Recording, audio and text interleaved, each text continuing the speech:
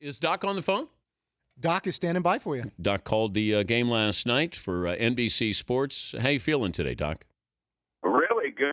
I can't imagine that the players are going to practice today. They got in plenty last night. But, no, I'm fine. You get an exhilaration from watching games like this where they just lay it all out there. There were 4 defensemen last night that played over 40 minutes out of that game. I marvel at what they can do when they have to. Do you call it any differently? Once you get into overtime, you know one shot ends it. So the heightened awareness for every play, does it change? No, I think if it were a tie game late, it would be the same as it would be in overtime. No, you leave it out there as well, but I don't have to exert the energy that the players do. You know, I was just thinking, I don't know how the coaches do it because they're standing the entire game, or the goaltenders for that matter. But this is all such a marvel to me, and even after 40 years of doing this, that fortunately they get 2 days off before the next one on Saturday. But if the schedule were different, they'd be playing again tonight or maybe tomorrow.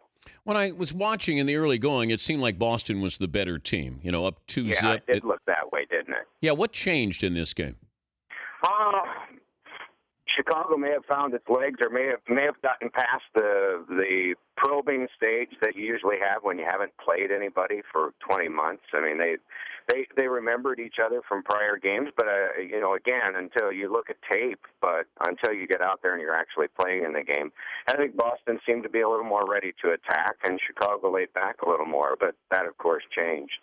So what do you expect coming up? Yeah, I don't want you to handicap the entire series, but as much as what happens in Game 2 that's different in Game 1? Boy, I don't know. It's an interesting question, but I thought going in that we were probably going to be in for a long series, and I still think that's the case. Yet some odd bounce off somebody's backside going in might wind up agreeing that this goes to Chicago too, and then Boston would have to win 4 out of 5. But you don't put anything past either of these teams. I think they're both capable of extending this long.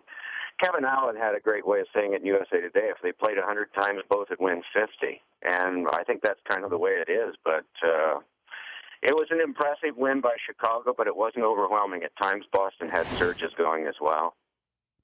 Is it a good thing that they didn't face each other, that they're sort of getting reacclimated here in that feeling out process? I guess so. In a way, it sort of extends the mystery for all of us going into the series as to what would happen. I remember the last time we had one of these, Dan, was New Jersey and Detroit when it was a 48-game season because of a lockout in 1995. The difference was we had a favorite and an underdog, and the Devils were the underdog going in.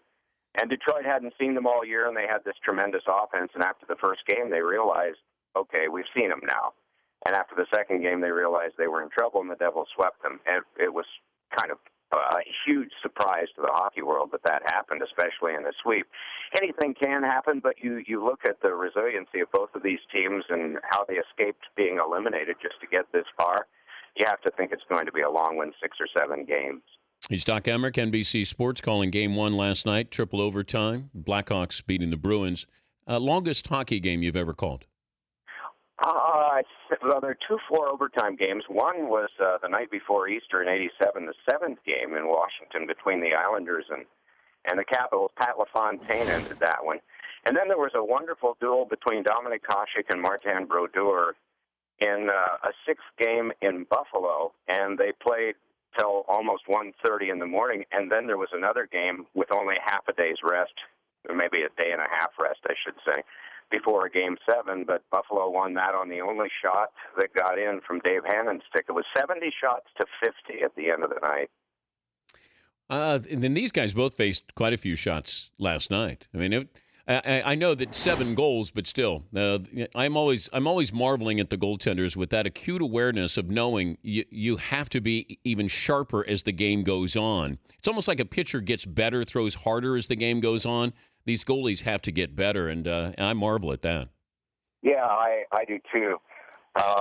It was 132 shots attempted by Chicago, so that was the number of shots that Rask had to decide about, whether they came on his goal or whether someone blocked them.